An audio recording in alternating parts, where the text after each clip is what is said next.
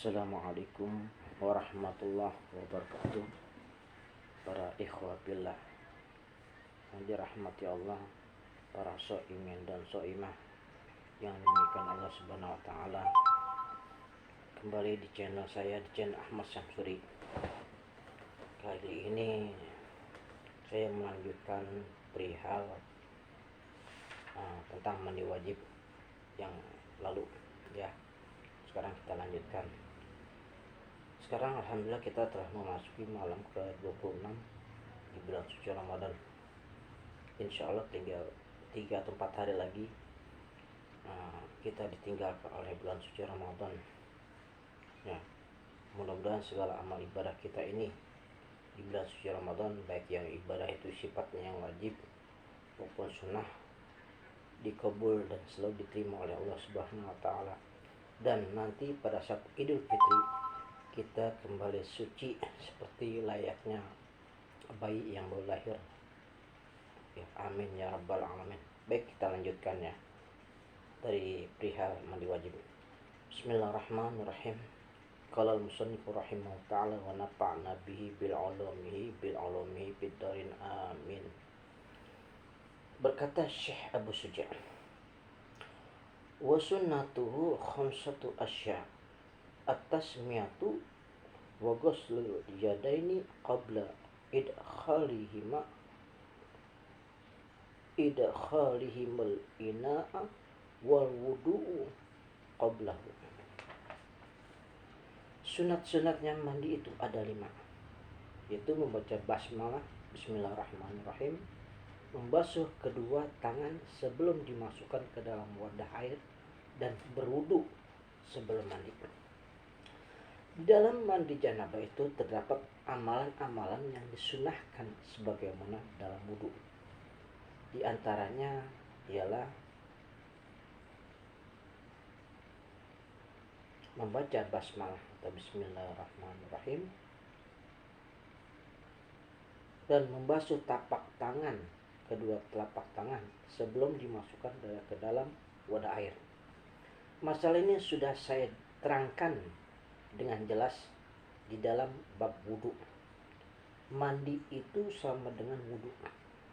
Demikian kata Imam Nawawi di dalam kitab Al-Rawdah. Ketahuilah bahwa kebanyakan sunnah-sunnah yang ada di dalam wudu itu juga terdapat di dalam mandi. Kalau wudu sebelum mandi, apakah itu sunnah atau wajib? Ada khilaf atau perbedaan pendapat di sini. Masing-masing dicabangkan pada masalah. Apakah keluarnya air mani itu boleh merusak wudu atau tidak? Apabila kita mengatakan bahwa keluar air mani itu boleh membatalkan wudu, maka wudu itu tidak termasuk ke dalam kesunatannya mandi. Menurut kaum ini, wudu boleh termasuk ke dalam mandi menurut mazhab yang kuat. Dan wudu ini wajib diniati tersendiri. Imam Rafi'i berkata, sebabnya tidak ada orang yang mengatakan bahwa orang itu harus berwudu yang tersendiri dan kemudian berwudu lagi untuk menjaga kesempurnaan mandinya. Jadi wudu ini termasuk digolongkan disunahkannya dalam mandi janabah gitu ya. Tapi sini ada 2 pendapat ya. Ada pendapat di sini, pendapat yang mengatakan keluarnya mani itu boleh merusak wudu atau tidak. Apakah kita mengatakan bahwa keluar air mani itu boleh membatalkan wudu, maka wudu itu tidak termasuk dalam kesunatannya. Jadi kalau wudu itu bisa membatalkan wudu, air mani itu bisa membatalkan wudu, nah tidak termasuk ke dalam sunatannya menurut kaum yang ini ya. Tapi Imam Rafi'i berkata sebenarnya tidak ada yang mengatakan bahwa orang itu harus berwudu yang tersendiri dan kemudian berwudu lagi untuk menjaga kesempurnaan mandinya. Apabila kita mengatakan bahwa keluarnya air mani itu tidak merusak wudu, tidak membatalkan wudu, Itu menurut kaul yang ditarjihkan, yang dikuatkan oleh Imam Rabi dan Imam Nawawi, maka wudhu itu termasuk ke dalam kesunatannya mandi dan tidak perlu diasingkan dengan niat yang tersendiri. Jadi menurut Imam Nawawi dan Imam Rabi ini wudhu itu tidak itu termasuk ke dalam kesunatannya mandi. Jadi wudhu itu enggak tersendiri dia. Wudhu sendiri lain, mandi wajib lain. Tidak, tapi wudhu itu sudah termasuk ke dalam sunahnya mandi wajib. Imam Nawawi dan Rabi.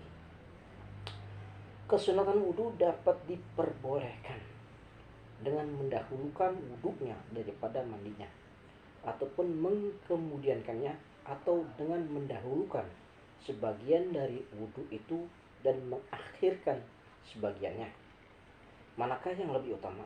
Ada dua kaul atau dua pendapat. Menurut pendapat yang rajih, kaul yang rajih atau pendapat yang kuat, lebih utama mendahulukan wudhu hingga sempurna, karena kata Siti Aisyah radhiyallahu anha, karena Rasulullah sallallahu alaihi wasallam idza tasala minal janabati tawaddu'a wudu'ahu lis-salati. Adalah Rasulullah sallallahu alaihi wasallam apabila mandi dari janabah atau mandi junub, beliau berwudu seperti wudunya ketika hendak sholat. Jadi Nabi ini menurut Aisyah, ketika mau mandi wajib, sebelum mandi wajib, Nabi itu berwudu dulu, mengusapkan kedua telapak tangannya, ya. Kemudian setelah membasuh kedua telapak tangan, berwudu seperti wudunya orang sholat. Baru setelah itu baru mandi wajib. Itu menurut Aisyah radhiyallahu anha. Kaul yang lain disunahkan mengakhirkan membasuh tapak kaki hingga mandinya selesai, sebab ada hadis yang diriwayatkan oleh Maimunah radhiyallahu anha, karena yuakhiru ghusla qadamaihi, bahwa Rasulullah SAW selalu mengakhirkan membasuh kedua tapak kakinya. Jadi ketika itu Nabi selalu membasuh kedua tapak kakinya. Nah, hadis ini diriwayatkan oleh Imam Bukhari dengan jelas atau sharih. Namun Al-Qadhi Husain berkata boleh memilih karena kedua-duanya adalah riwayat yang sahih. Faidah: apabila kita menjabangkan kedua masalah, keluar mani itu tidak merusak wudu, tidak membatalkan wudu maksudnya, yaitu menurut kaul pendapat yang sahih menurut Imam Rafi'i dan Imam Nawawi, maka boleh terjadi janabah itu bersih dari hadas kecil maupun hadas besar. Ya. Hadas kecil dalam beberapa masalah maksudnya. Di antaranya masalah andai kata seorang laki-laki membelut zakarnya dengan kain lalu memasukkannya ke dalam farjinya perempuan.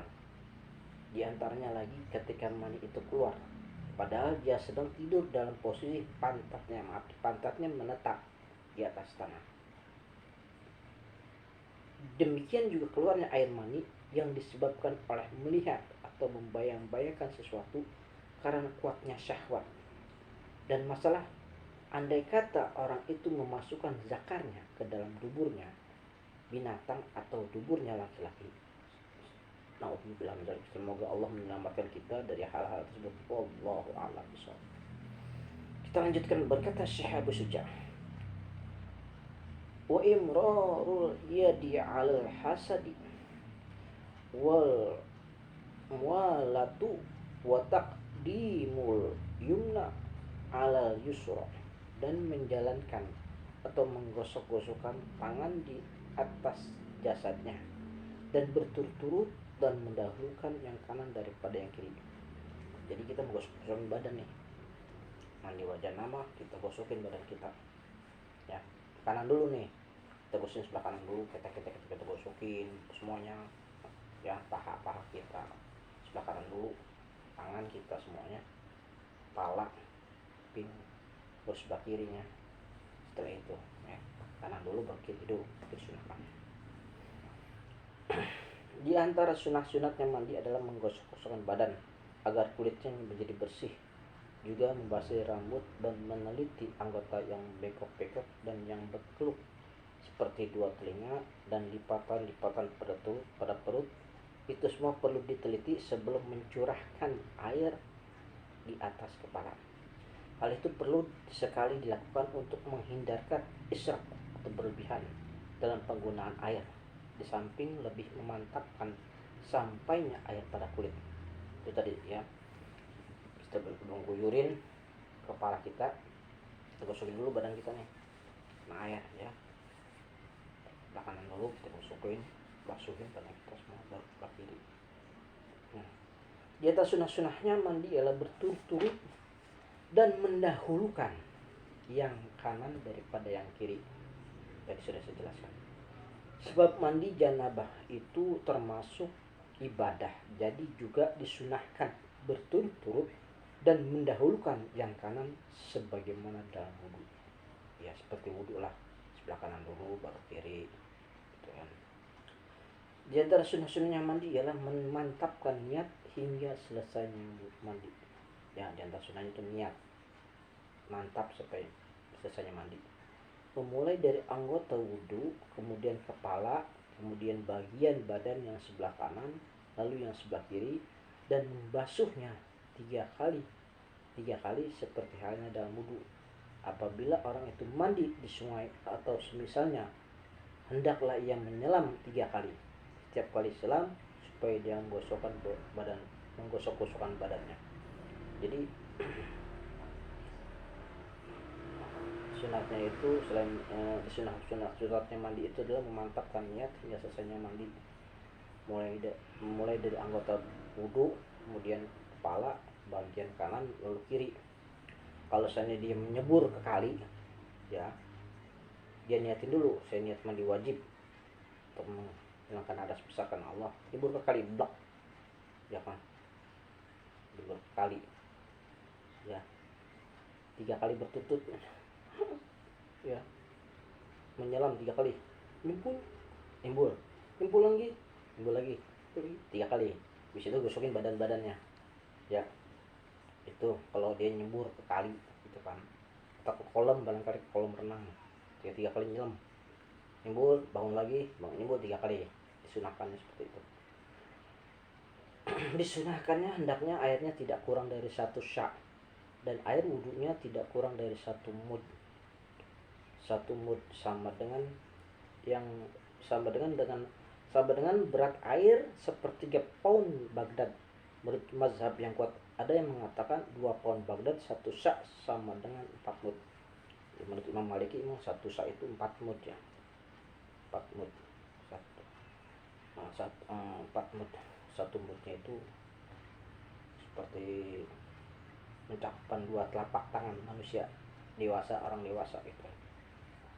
Tapi di sini kalau saya pernah pelajarin gitu kan, dalam kitab Mukhtasar Tasidul Bunyan itu 1 sok maksudnya itu 2,5 kilogram. Dalam kitab yang lain Taqriratus Sa'didah itu yang saya pelajarin itu 1 sok itu sekitar 2,75 kilogram, 2,75 kilogram, atau dikonversikan ke liter sekitar 3,3 liter air, kurang lebih seperti itu ya. Nabi dulu ketika mandi wajib itu tidak kurang dari 1 syak mandi wajib ketika mandi. Ketika Nabi wudhu itu tidak kurang dari 1 mud, itu Nabi ya. Ini maksudnya apa? Untuk penghematan air ketika kita sedang mandi wajib, maksudnya tujuannya seperti itu. Disunatkan hendaknya mandinya tidak di dalam air yang bertakung, dan setelah mandi supaya membaca asyhadu an la ilaha illallah wahdahu la syarika wa asyhadu anna muhammadan abduhu wa rasuluh. Saya bersaksi bahwa tidak Tuhan selain Allah dan bahwasanya Muhammad adalah hamba dan utusan Allah. Wallahu a'lam bishawab. Ya, cabang masalah. Kita lanjutkan cabang permasalahan. Orang Islam tidak boleh mandi di hadapan orang ramai dengan membuka auratnya. Yang melanggar ketentuan ini boleh ditakzir yang sesuai dengan keadaan orang itu. Jadi orang Islam itu Kalau mandi itu jangan di tempat yang terbuka, haram hukumnya itu, nggak boleh ya. Itu membuka aurat di depan orang umum. Orang-orang yang berada di tempat orang yang sedang mandi dengan telanjang haram membiarkan begitu saja. Bahkan mereka wajib ingkar.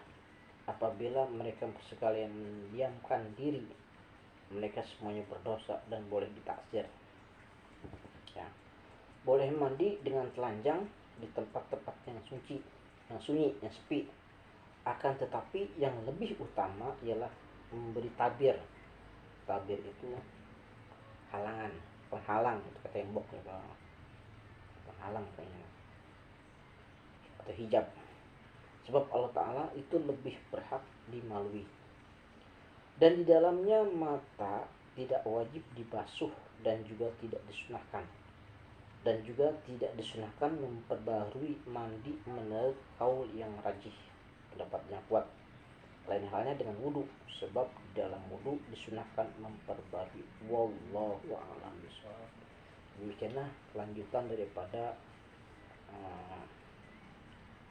bab perihal mandi wajib ya di dalam kitab Kifayatul Akhyar. Mudah-mudahan ini ada manfaatnya khususnya buat pribadi saya dan umumnya para ikhwafillah atau para soimin dan soimah yang dirahmati Allah Subhanahu wa taala. Dan jika ada mungkin kalimat-kalimat saya yang kurang berkenan, kurang pas sekarang oleh ada yang keliru, mohon diluruskan oleh para asatidz ya. Mudah-mudahan puasa kita, segala amal ibadah kita, baik yang wajib maupun sunnah, dikabulkan seluruh Allah Subhanahu wa taala, dan nanti pada saat Idul Fitri kita kembali suci layaknya bayi yang baru lahir dari rahim ibunya. Demikianlah bahasan kita kali ini tentang perihal mandi wajib. Lebih kurangnya mohon maaf. Akhirul kalam, wabillahi taufiq wal hidayah. Wassalamualaikum warahmatullahi wabarakatuh.